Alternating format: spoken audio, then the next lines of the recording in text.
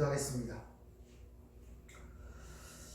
은혜로우신 아버지, 주님 만나는 그날까지 주신 사명 잘 감당할 수 있도록 저희들을 축복하시고 무엇보다 성령의 능력으로 충만히 채워 쓰임받은 진정한 믿음의 사람이 될 수 있도록 저희들을 축복하여 주시옵소서. 얻어주시는 말씀 속에 우리의 영혼이 살게 하시고 삶의 고달픈 문제가 해결받는 은혜로운 시간 될 수 있도록 저희들을 축복하여 주시옵소서. 예수님 이름으로 기도하옵나이다. 아멘. 오늘은 오전 시간에 의하여 요한복음 17장 2절 3절 말씀을 갖고 우리에게 주시는 그 영생에 대한 문제에 대해서 은혜를 나누도록 하겠습니다. 먼저 본문 말씀을 제가 봉독해 드리도록 하겠습니다. 아버지께서 아들에게 주신 모든 사람에게 영생을 주게 하시려고 만민을 다스리는 권세를 아들에게 주셨음이로소이다. 영생은 곧 유일하신 참 하나님과 그가 보내신 자 예수 그리스도를 아는 것입니다. 아멘. 오전에는 이 영생이라는 것은 참으로 인간의 힘으로 또 세상의 어떤 것으로 얻을 수 없는 것을 하나님께서 우리에게 은혜로 거저 주셨다고 말씀을 드렸습니다. 따라서 그 위대한 구원은 우리가 그것을 즐거워하고 하나님을 영화롭게 하는 그런 삶을 살아야 함에도 불구하고 우리는 그런 삶을 살지 못하는 이유에 대해서 몇 가지 아침에 살펴보았습니다. 그것은 바로 내 안에 내가 너무 많이 있어 그분이 나를 도우시거나 나에게 축복하실 여지가 별로 없다는 데 문제가 있음을 여러분에게 말씀을 드렸습니다. 그래서 영생의 본질에 설명하는 비유 중에 사마리아인의 그 비유를 통하여 하나님께서 바로 자신의 백성들을 거반 죽게 만드시기만으로 말미암아 오직 예수만을 의지하고 예수의 도움을 받도록 만들어가는 것이 신앙생활임을 여러분에게 말씀을 드렸습니다.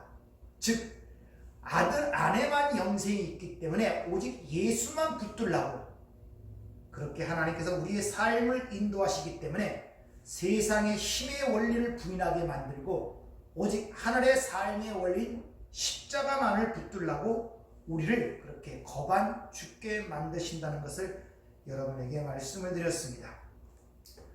그래서 진짜 이런 은혜 가운데 내가 세상에 대하여 죽고 하나님에 대하여 산 자들은 하나님의 은혜를 떠난 자들은 죽은 자에 불과하다는 사실을 깨닫게 됩니다. 따라서 겸손한 가운데 오직 나의 나 된 것은 하나님의 은혜라는 그런 고백 속에서 그 삶이 사라지게 되는 것입니다. 하나님 앞에 겸손하게 되죠. 그래서 주님은 자기 부인이 되지 아니하고 자기 십자가를 지지 않고는 나를 따를 수 없다고 단호하게 말씀하신 이유가 바로 거기 있다는 것입니다. 왜 그러냐면은 바로 예수님이 우리를 도우실 수가 없기 때문에 그래요.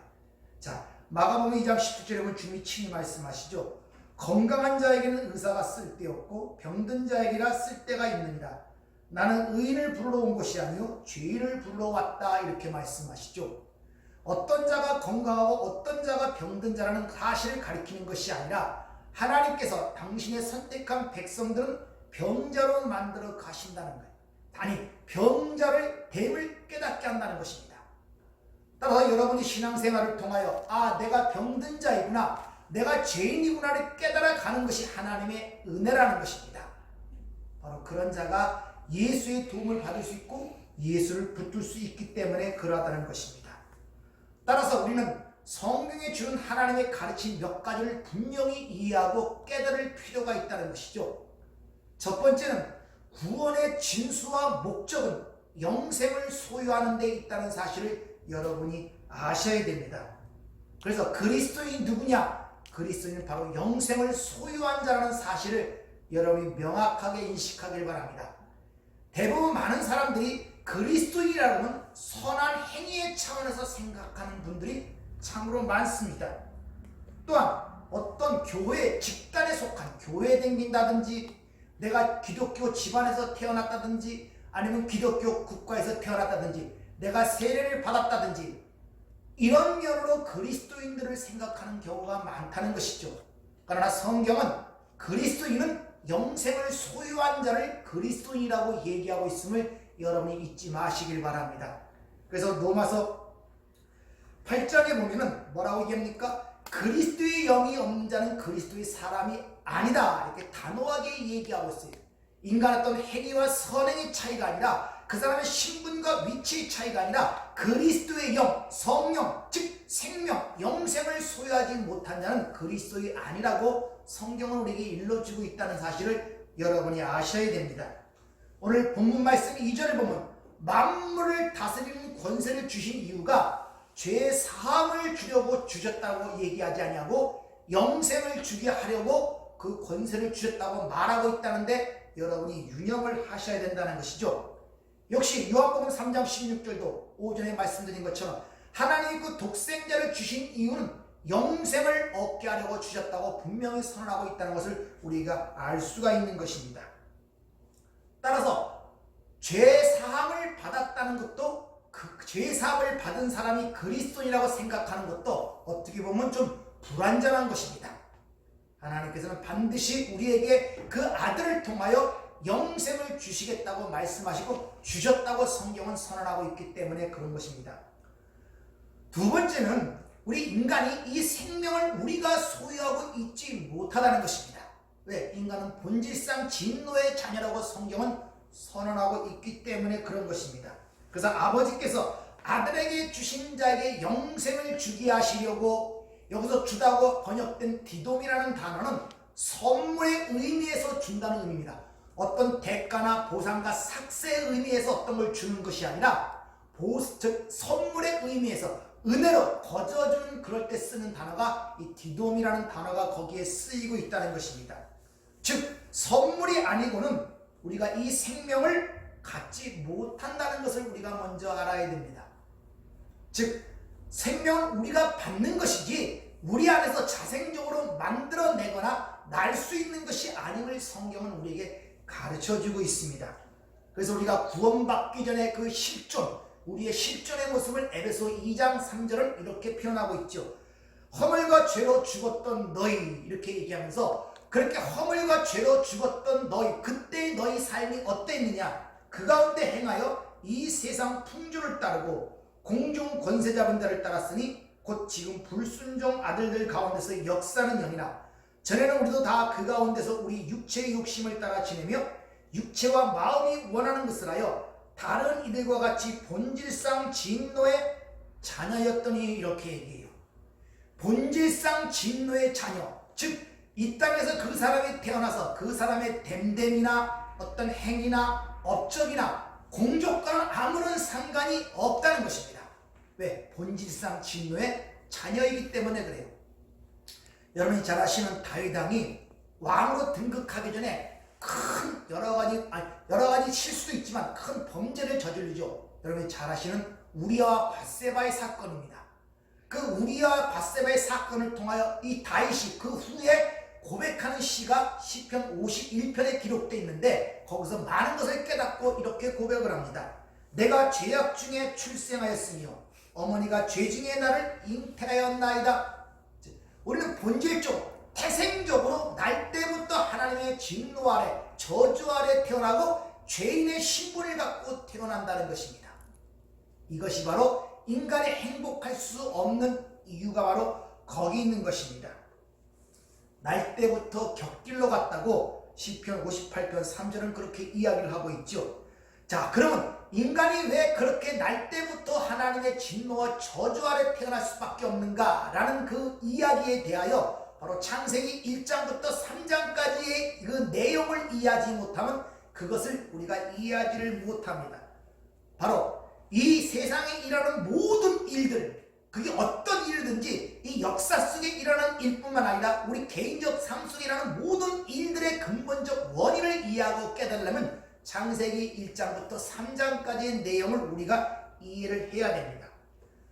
그를 통해서 하나님께서 우리에게 하시는 말씀은 뭐냐 하면, 자, 인간의 진정한 고통은 그가 불완전해서도 아니고 미숙해서가 아니고 죽어서 그렇다는 것입니다.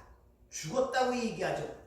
진화론 자는 이 동물적 생명이 점점 진화하여 더 나은 단계로 나가고 있다고 진화론 자는 얘기하고 있습니다. 그러나 성경은 거꾸로 얘기하고 있어요. 너희는 죽었다는 것입니다. 이것이 바로 인간의 진정한 고통의 문제임을 우리에게 알려주고 있는 것입니다. 그래서 요한복음 3장 35절 이하에 보면 아버지께서 아들에게 사랑하사 만물을 그 손에 주셨으니 아들을 믿는 자에게 영생이 있고 아들에게 순종치 아니하는 영생을 보지 못하고 도리어 하나님의 진노가 그 위에 머물러 있느니라 이렇게 이야기를 합니다. 즉 창세기 1장부터 3장까지의 내용을 통하여 모든 그 진실이 확연하게 우리에게 보여주고 있는 것입니다. 창세기 2장에 보면 가장 미묘한 존재인 인간을 만드시는 모습이 기록되어 있죠. 창세기 2장 7절에 보면 여호와 하나님이 땅의 흙으로 사람을 지으시고 생기를 그 코에 불어넣으시니 사람이 생명이 되니라. 이렇게 인간을 만드시는 모습이 거기서 기록되어 있는데, 자 거기서 보면 땅의 흙으로 사람을 지으시고 이것을 원어로 보면 에트 하 아담, 요새 창세기 1장 26절에 인간을 만들 때 사람을 할 때 지난주에 설명한 그 단어와 똑같아요. 에트 하 아담. 처음부터 끝까지 그 모든 그 사람은 이러하니라. 그 사람은 어떠하냐? 바로 아파르, 먼지란 뜻입니다. 여기서 흙이라고 번역되어 있는데 이게 먼지, 티끌이 더 원어에 합당한 의미입니다. 아파르 민 하 아다마흐 이렇게 얘기합니다. 즉 먼지인데 그 먼지의 민, 이거 만나라고도 이게 명사는 만납니다. 그리고 누구라는 의문 대명사도 갖고 있고, 즉 만나, 진리, 생명을 주어 그 사람이 하 아담 흙, 숨을 쉬게 됐다 이렇게 얘기합니다.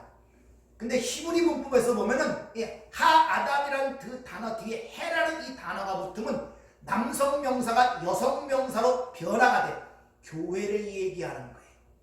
그러니까 먼지에게 하나님의 생명의 떡을 주어 살아있는 존재로 만든 것이 교회라라는 말이 하나님이 땅의 흙으로 사람을 지으시고라는 그 말씀 속에 함의된 내용인 것입니다. 이와 같이 그러한 결과로 인간은 산 존재가 된 거예요. 산 존재. 생명이, 즉 살아있는 생물이 된 것입니다. 즉 다른 말로 하나님과 교통하는 존재가 된 거예요. 하나님과 교제하는 존재가 됐단 말입니다. 즉 인간의 생명이라는 것은 하나님의 교제를 통하여 하나님을 또 공급받아 살아간다는 존재라는 것을 그 아담에게 가르치기 위하여 바로 선악과라는 문제를 그 앞에 둔 것입니다. 즉 네가 내 권위에 순종하고 내 말에 순종할 때만 그 생명이 유지될 수 있음을 선악과를 통하여 그렇게 가르치고, 그것을 지켜지지 않을 때 어떤 결과가 나타난다는 것을 이미 경고하죠. 그러나 인간은 하나님의 말씀에 불순종하였고 에덴 동산에서 쫓겨났을 뿐만 아니라 그 하나님과 교제가 단절된 거예요. 그래서 영적 교제의 단절, 영적 죽음, 이렇게 이야기를 하는 것입니다. 그것뿐만 아니라 하나님과 교제가 단절됐을 뿐만 아니라 이 선악과를 먹음으로 말미암아 인간은 항상 두 마음을 갖고 세상을 살아가기 때문에 갈등과 분열과 다툼과 분쟁이 그 일생을 지배하게 되어 있습니다. 왜? 항상 두 마음이 있어요. 선한 마음, 악한 마음. 그래서 항상 속에서 갈등을 느껴. 이것이 옳으냐 저것이 옳으냐. 그러니까 분쟁과 다툼이 자신 안에서 절대 그것이 화해를 하지 못하는 거예요. 그러니까 마음의 평안과 쉼이라는 것이 그 인생에 있을 수가 없는 것이죠. 이렇게 하나님과 그런 사이 속에서 영원한 지옥, 멸망으로 떨어진다는 것이 성경적 증거인 것입니다. 뿐만 아니라 하나님으로부터 독립함으로 말미암아 이제 유한한 피조물이 모든 자원과 재물을 스스로 만들어내서 자신을 충족시키는 그런 위치에 이르렀기 때문에 항상 상실감과 결핍감을 갖고 살아요. 그래서 사람들은 저축하기를 좋아하죠. 왜? 항상 뭔가 부족하고 상실감을 느끼는 거예요. 왜? 스스로 모든 걸 만들고 스스로를 충족을 시켜야 하기 때문에 그렇다는 것입니다. 그런 인생이 결코 행복하지 못한 것은 당연하죠. 그래서 인간들의 인생을 성경은 한마디로 이렇게 표현합니다. 히브리서 9장 27절, 한 번 죽는 것은 사람에게 정하신 것이요 그 위에 심판이 있으리라. 이렇게 인간은 하나님을 떠남으로 말미암아 영적 교제가 단절되어 생명이 단절됐고 영적 죽음을 가졌을 뿐만 아니라 선악과라는 걸 따먹고 인간의 마음이 하나로 되지 못하여 항상 분열과 다툼과 갈등과 분쟁 속에 살 뿐만 아니라 스스로 모든 걸 해결해야 되네 끊임없는 수고와 노력으로 항상 그 속에서 결핍과 상실감을 갖고 결국 멸망으로 떨어진다는 것을 성경은 우리에게 일러주고 있습니다. 무엇보다 창세기 1장 26절처럼 하나님의 형상대로 창조되어 하나님의 영광을 드러낼 존재가 마귀의 말을 청종함으로 말미암아 평생 동안 마귀의 형상을 드러내는 존재로 살아가고 있게 되었다는 것입니다. 그래서 요한복음 8장 44절 너희는 너희 아비 마귀에서 났다 그러고 그 속에 진리가 없으므로 지 아비처럼 맨날 거짓말만 한다고 그렇게 이야기를 하고 있죠. 즉 영적인 진리를 전혀 깨닫지 못하고 알지도 못하고 영적으로 죽었다는 말의 의미가 그것입니다. 따라서 죄라는 그 문제가 들어오므로 그 죄에 대한 삭신, 사망의 증상을 이 땅에 태어나서부터 이 땅을 떠날 때까지 그 사망의 증상을 맛보며 살아가는 것이 바로 인간들의 인생인 것입니다. 그 잃어버린 생명을 다시 주시기 위하여 바로 하나님의 아들이 이 땅에 오시고 십자가에 죽으시고 그리고 하나님으로부터 받은 그 영생을 우리에게 값없이 주신 것이 바로 구원이라는 사실을 여러분이 잘 아셔야 됩니다. 바로 그 이야기가 오전에 말씀드린 선한 사마리안 비유 속에서 우리에게 가르치는 것입니다. 그리고 주님은 이미 앞서서 이것이 아버지께서 내게 하라고 주신 일이라고 설명하시죠. 요한복음 6장 38절을 보면 내가 하늘로부터 내려온 것은 내 뜻을 행하려 함이 아니요 나를 보내신 이의 뜻을 행하려 함이니라. 나를 보내신 이의 뜻은 내게 주신 자 중에 내가 하나도 잃어버리지 않으며 마지막 날에 다시 살리는 이것이니라. 내 아버지의 뜻은 아들을 보고 믿는 자마다 영생을 얻는 이것이니 마지막 날에 내가 이를 다시 살리시리라. 이렇게 말씀하세요. 오전에 제가 말씀드렸죠. 사람들은 이 영생에 대해서 알지도 못하고 감히 잘 아느냐. 그것은 바로 그 전제 조건이 충족되지 않기 때문에 그래요. 즉 인간이 전적으로 하나님의 저주와 진노 아래 있고 하나님의 멸망 속에 있다는 인간의 전적 타락의 교리를 알지를 못하기 때문에 그렇다는 것입니다. 즉 하나님의 은혜를 알려면 그 생명을 받으려면 먼저 내가 병든 자임을 깨달아야 되고 죄인임을 깨달아야 한다는 것입니다. 그 면이 희박하고 그 면이 희미하기 때문에 그걸로 인하여 주어지는 영생이 희미해지고 그것을 우리가 찾아 누리지 못하는 이유가 바로 거기 있다는 것입니다. 인간의 전적 타락, 토탈 데퍼레이티, 이것은 개혁주의의 5대 강령 중에 하나예요.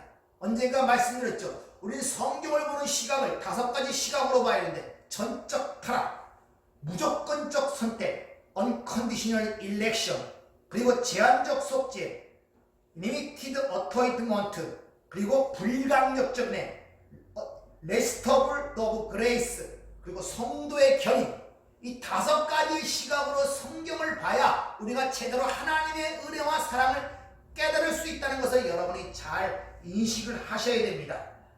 따라서 우리가 인간은 좀 더 고상해져야 되고 교육을 받아야 되고 훈련을 받아야 되고 양육과 수양이 필요한 것이 아니라 제일 먼저는 하나님의 우리가 진노와 저주 아래 있으니 빨리 거기서 벗어나야 한다는 것을 깨닫는 것이 바로 복음의 첫걸음이에요. 따라서 여러분이 지금 받은 구원이 영생이 크지 않고 영원하다는 걸 즐기지 못하는 이유가 뭐냐? 내가 어떤 존재인가를 깨닫지 못했기 때문에 그래요. 내가 병든 자임을 알지 못했는데 어떻게 내가 건강하게 되었다는 것이 기쁨으로 다가오겠습니까? 내가 죽은 자임을 알지 못했는데 내가 영생 생명을 얻었다는 사실에 어떻게 기쁨을 느끼겠냐는 것이죠. 그리고 이 세상에 하나님의 진노와 저주가 있다는 사실이 인식되지 않는데 어찌 세상이 미워질 수 있고 세상으로부터 탈출하려고 노력을 하겠습니까?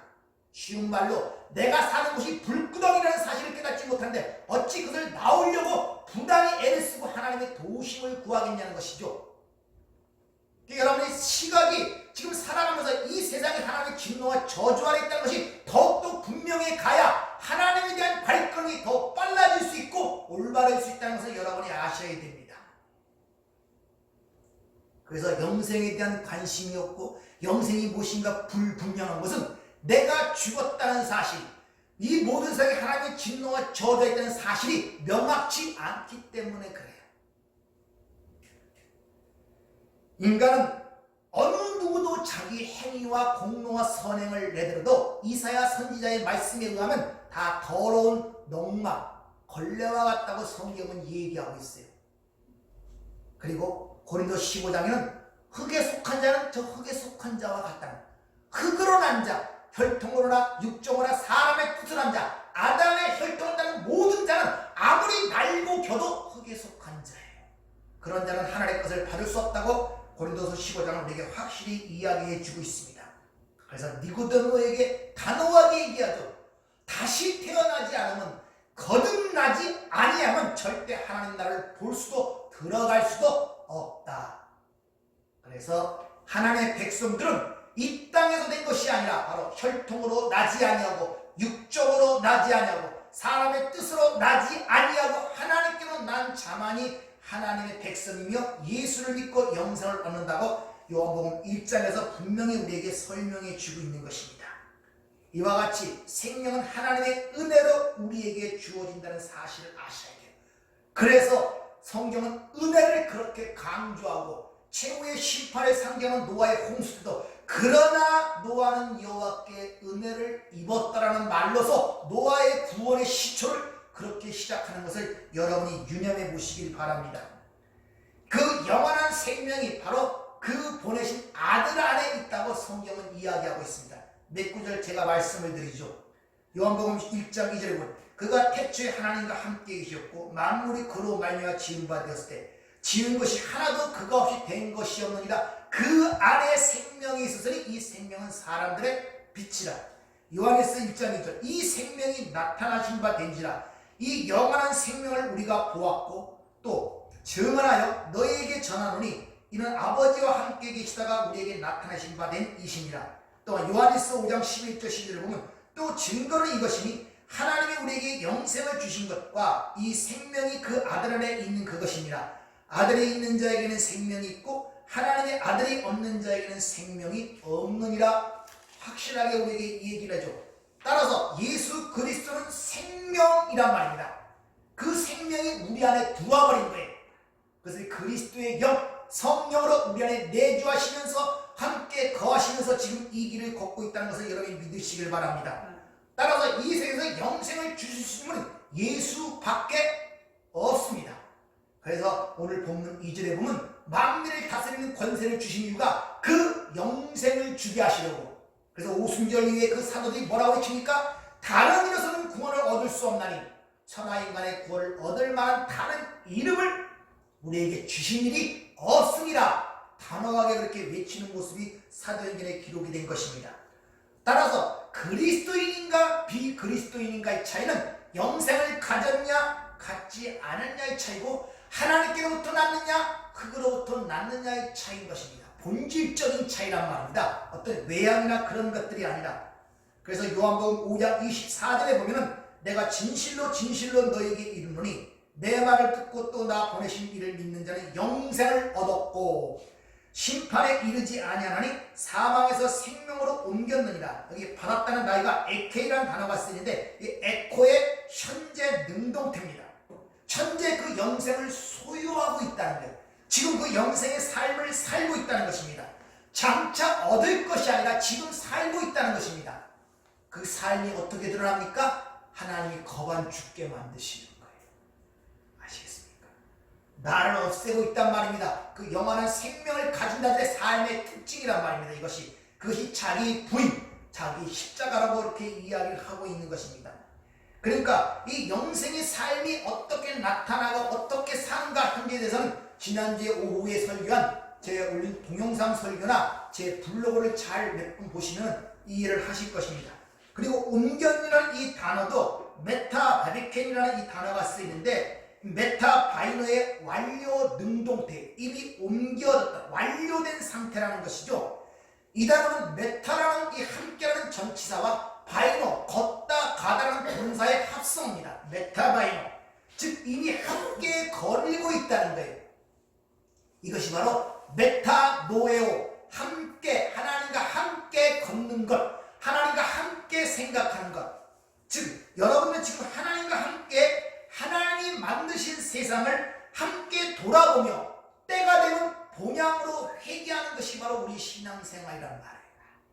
그러니까 하나님 만드신 세상에 하나님과 지금 함께 돌아보는 거예요. 아버지와 함께 돌아보면서 내가 이래서 하나님의 아들이 되었구나, 하나님의 자녀가 되었구나, 이런 것은 이런 의미를 갖고서 하나님이 이렇게 우리를 계획하셨구나, 이런 걸 하나하나 돌아보면서 깨닫고 하나님의 영광에 찬송을 돌리는 것이 우리 신앙생활의 모든 면을 통해서 우리가 가져야 하고 목표로 삼아야 할 부분이 바로 그런 것임을 여러분이 잘 기억하시길 바랍니다. 지금 여러분은 보혜사 성령님이 내주하신 분으로 말미암아 하나님과 아버지와 또 주님과 성령과 동행하는 삶을 살고 있다는 사실을 항상 기억하세요.